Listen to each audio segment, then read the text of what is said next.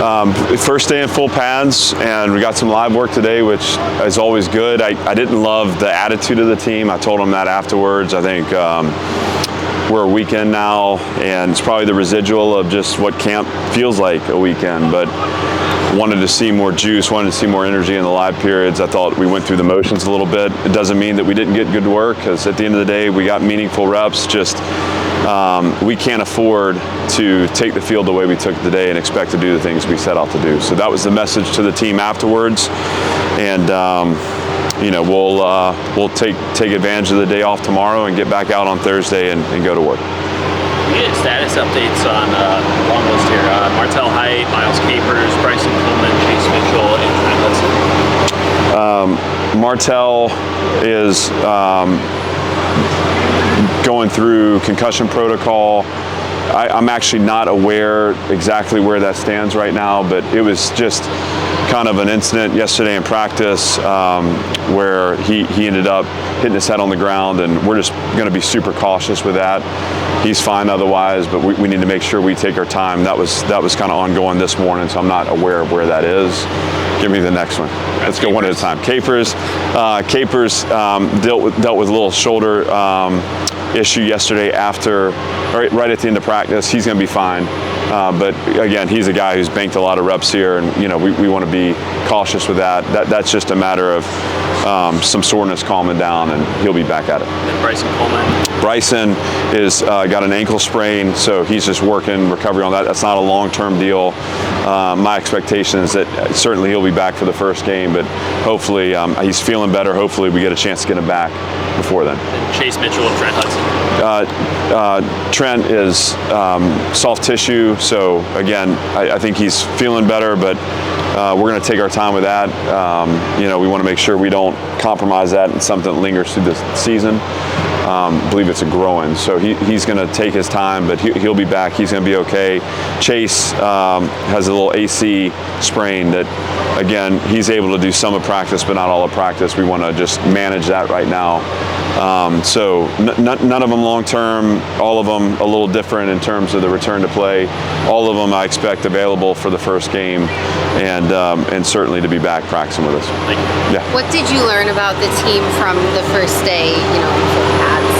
Just that we can't take anything for granted. I think every team at this point in camp is going to start kind of facing those walls mentally. I think we have physically what we need, but if we don't have the right attitude coming out of here, we're not good enough to play that way. So it's everyone, coming together, looking at each other in the eye and saying, hey, when we put the ball down, especially in our stadium, and it's live, man, that's important to us. This is a place that we want to play really well in a few weeks. We don't need to wait to do that. So love our team. I know exactly where we are. I'm excited to see. I challenged them afterwards. I'm excited to see them bounce back and respond, and I'm sure they will. I've got one with the follow-up. So you talk about the focus issues. Was that kind of what was going on maybe with the pre-snap stuff with the offensive line? Were those the kind of issues there? Yeah, that's right. So that's the attitude stuff where if you're stepping onto the field and you're half in, half out, and your mind's somewhere else. We worked the red zone today. We worked coming out for the offense, which is a stressful situation. We worked the three-way zone for us, which is ball right across the 50. I mean, those are some situations where performance requires focus. We have to have awareness. We can't go backwards in those situations. I mean, three-way zone is all about getting to the goal line. If you're jumping off sides and you're false starting, all of a sudden you're backing up and not giving yourself a chance to actually execute in that area to win. So same when you're in the red zone. You can't go backwards. So that's the attitude stuff that I was seeing. I felt like defensively, we played forward a little more. There was one really nice drive in the live sequence at the end where I felt like our offense established some identity, but we're a better team than that, again, but you're only as good as the focus you had today. Today we lacked what we needed to win at the highest level, and that's the challenge moving forward. How much of the offensive line issues with pre-snap things, stuff had been that kind of focus? How much has just been, okay, it's week 2 of camp, it's a lot of offensive linemen that haven't played a lot together, it's install, it's all that comes with it. How much of that is just focus? How much of that is the mechanics of the other things? It's a blend, but I don't want to let them off the hook. My focus is going to be on their focus, right? That is what we control. I do think we have a lot on both sides. I think defensively, we started camp with everything in. That's just kind of how college football has become. You never really leave it. So they're seeing multiple fronts, multiple pressures, pre-snap stems, and that certainly slows down processing, but it should not impact knowing the cadence. That to me is inexcusable. So we'll work through some of those learning moments and those mistakes that are being made where maybe we lose leverage or we don't take the proper angle. That's coaching, that's teaching, that's developing. What we can't do is we're going on 2 and we jump on 1. That's never going to work, and that is totally within our control, and I don't think we were good enough that way today. You said you know where your team is. We're 25 days from the first game. Are they where you expected them to be at this point? In some ways, we may be a little ahead of where I expected from an installation standpoint, and just the way practice has looked. To this point, there haven't been a ton of just blown assignments. It seems like there's been pretty good execution on both sides of the ball. Today, I saw a team that's dealing with being a week into camp and not. We just didn't have the juice, And I think as a coach, there's a lot I can do to impact the tactics of the team and the technical aspects of development. But the message the team needs to hear is that their energy, their focus, that's on them. That's about what they want to accomplish, and in the present moment, bringing what they need to bring, defining who they are as a player, day in and day out. So this is a normal part of camp. Again, every year you kind of reach these points. I know I have a prideful team. I know I have a team that's invested a lot in this. Again, I challenge them after practice. I know that they'll respond, and so I'm excited for that response. This is the time of year where there's still the depth chart's not set, and you still have guys who are at 3 trying to go to 2 and 2 trying to go to 1.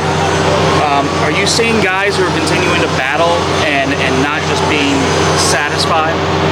I am, yeah. I think there's a lot of that going on. We'll get through this first scrimmage and really have as a staff kind of sit down and shape our second week of work, towards the second scrimmage to really isolate some of those position battles for the starting job, where the 2s and 3s are sorting out, what rotations look like, and just as we get closer to game, those things will start to define them. But yeah, these guys are all fighting for reps. I think the other thing too is when you have the injuries that we're sustaining, these little nicks and bruises that are going to hold some people out of practice, there's opportunity in that for other guys. And so how they take advantage, how they maximize those opportunities, that'll be really important with respect to setting that depth chart and really getting the best 11 involved. How big of an impact can Trey Richardson have this year? Well, at this point, we could. I think the sky's the limit on that. He's made plays in practice. He's outrun angles. His speed shows up. He's got a good catch radius and I think a natural catching ability. There's a lot to like about that. I think within our offense too, he adds an element that maybe we haven't had on some of the sweeps and things like that. So really excited about Trey. Obviously, he's got to keep coming on, but he's done a great job to this point, and we'll keep defining what that role looks like, but he definitely can be an explosive playmaker for us. How big of a transition is it for someone like him going from Division II, where he was a 2-sport athlete, to FBS SEC football? Well, I think it's a big adjustment. One of the things that we pride ourselves here on is having support for our players, having resources for our players, and so in some ways I think he probably feels that support and feels those resources. In other ways, he's had to adapt to the way we train the way we practice, and I've been really impressed with Trey. The way he's handled himself, his availability, his attitude.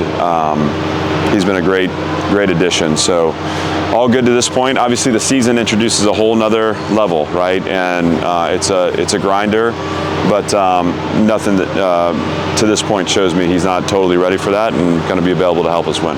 You guys have, Let me go to Robbie real you quick. guys have research on that's going to affect the wind, right? That building there, and I assume down here too. Do you know what the wind conditions are going to be like in games? I don't. I mean, we'll be in here a bunch at varying times from now till we play. So I mean, we're gonna. This is our second time in the stadium. I know for sure we're back. Obviously Saturday, we'll scrimmage at night. We'll scrimmage in the morning, and then we'll kind of spend. I think I got 3 or 4 consecutive days scheduled in here. So, by the time we come out of it, some of that's also to work at night and get under the lights and kind of get the sight lines together. We want to get the other board on and just kind of get a feel for how it sounds and looks. But let me come back to you on that once we get I hope that it's not that big of a difference, or if it is, I hope somehow we've set it up so that it only helps us. Maybe that will be the next step. On Richardson, the speed is a dimension you didn't have really since you've been here. Does that expand your playbook a little bit? I think the plays are in the book. I think it gives us a chance to be a little more dynamic. And today, you start handing those jet sweeps off, and you got someone circling the defense. It's just, I don't know if it was. I think it was yesterday. I mean, maybe it was. It all runs together at this point in the year, but it could have been on Sunday. I think it was Dante Carter had an angle on Trey, and I mean, we didn't do a great job of. When the ball can run away from you, you got 2 fast guys running. I mean, the guy that has the head start will win, but typically, Dante at the right angle is down in the ball, and he was just able to get outside and circle us, and again, that it all sets up hopefully what becomes also explosive pass plays, but he's a weapon that we haven't had, and I mean he has stood out here in the summer and then early in camp for sure. With the attention Eli Stowers is getting, I would guess there's going to be more defensive attention on him as well. How do you guys kind of approach that and navigate that? Well, part of it, I mean, you can't, there's only so much you can do if they're going to put 2 guys on them. There's ways to try to hide them in formation with motions, but what you hope is kind of to Chris's point, you hope that you're developing skill around him to where the choice to double Eli puts you in a situation where there's someone else that's got one-on-one coverage that can win. And we have those guys. I mean, whether that's Junior, Martell, Trey, on and on, Trent. I mean, these guys can, Richie. And so that's, we have to work to get Eli singled up. We can do that with motion, formation, but we can also do that when the other guys are in rhythm and with chemistry with Diego. Because at some point, if you're going to put 2-on-1, then there's somebody with a 1-on-1. You got to make that choice. If we're dangerous enough around Eli, that's a more challenging choice to make. How have you seen the progress of the run game so far in camp? I don't know that it's where we want it to be. I think, again, when I get frustrated with our attitude today, some of that is staying positive, and obviously we want to be positive in our demeanor, but I'm talking about positive yards, 1st and 10 to 2nd and 6, 1st and 10 to 2nd and 5, and today it was 1st and 10, 2nd and 8, 1st and 10, 2nd and 9. Like those aren't winning situations for the offense. That is about us moving people against their will. So we haven't been synced up all the way yet. I think we've had flashes and moments. I think that group's really got to come together. We have added people that I think enhance our physical profile, but it's about chemistry and it's about being on the same page. And so those things take time. I don't think we're where we want to be run game wise yet. I think defensively we're a little further ahead of where we've been, but I expect the battle in the trenches for us to be really competitive here moving forward. What can you tell us about Jordan White's personality? I know he just started a foundation. Yeah, big heart, a guy that in recruiting, connected with his story, his passion, his family. I think really special person. He's a guy that's easy to. I mean, he just goes about his work, doesn't say a lot. He's a great teammate, but he will be the guy that starts every play for us on offense, and so. Special person, and it's no surprise that he's doing big things out there, and he'll continue to do big things and use his platform for good. But we're happy to have him, and I'm grateful for him, and I've enjoyed just what he's brought this team beyond his play on the field, but his personality and his heart. How significant is it to get Marlon Sewell back? Yeah, I mean, Marlon's had a really nice camp. He's kind of stepping into his own with respect to finishing plays. That's kind of been where he's needed to improve, and downing the ball in big space. I just see him growing into comfort there. He's worked really hard. But that safety room, I mean, that's a competitive environment now. I mean, you got Marlon, CJ Hurd, who's played well. Dante Carter, I think, has had a really nice camp. I've been very impressed with how the game slowed down, and that allows for his physical tools to show up. Carson Lawrence can play, and I think we got to always be conscious of the fact that he's still a true freshman, still has a ways to go, but I mean, he does things on the field that separate him as a freshman. So I'm excited to see him continue to develop. I wouldn't place limitations on what he's able to do. Van Hinton's another young guy that has been really impressive. We've played him a little more back, but both of those guys, Carson and Van, are getting opportunities to play behind Randon too, as a true hybrid overhang.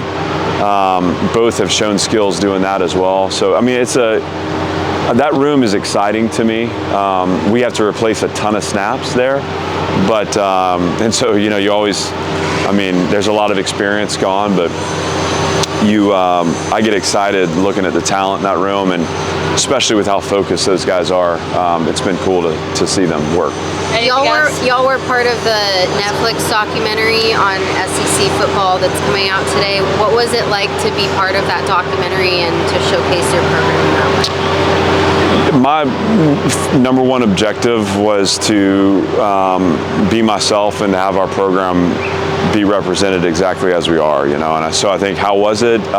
It was as though they weren't there, Now, at the end of the day, we've watched the episodes we're featured in as a team. That was important for us to do because, Netflix is going to tell a story, and that story is an important one. And I mean, I'm so grateful for their interest in our program, but in our conference. And I think this is such a fun product for fans to take in. I think that's a really cool. As a football fan, if I wasn't busy this time of year, I would have probably already watched it all. But there's no way they can tell our story authentically, because at the end of the day, you have to be here every day to do that. You have to be in all the meeting rooms. You have to understand all the relationships and the connections. So as with any show, there are going to be elements of our program that are featured, and there are going to be elements of our program that are hidden. And what I want our team to focus on is it's the strength of the whole, right? It's the individual sacrificing to be a part of something bigger than self that makes us unique. And so we can't let any kind of attention distract us from that team mission. And I'm grateful for the exposure. I'm grateful for the Vanderbilt story to be told. Doesn't mean that I always watch it and say, hey, they're telling it exactly how I wanted it told. Obviously, that's not the point. But we have to be really mature how we handle that attention. And again, my job as head coach is, when those cameras are here, I don't change how we operate. I don't change who I am. I don't change how I relate to the players. And so at the end of the day, what is seen is reality. And that to me gives them the message that we're going to be who we are. We're not going to put on a show. And that's how we help tell the story the best we can.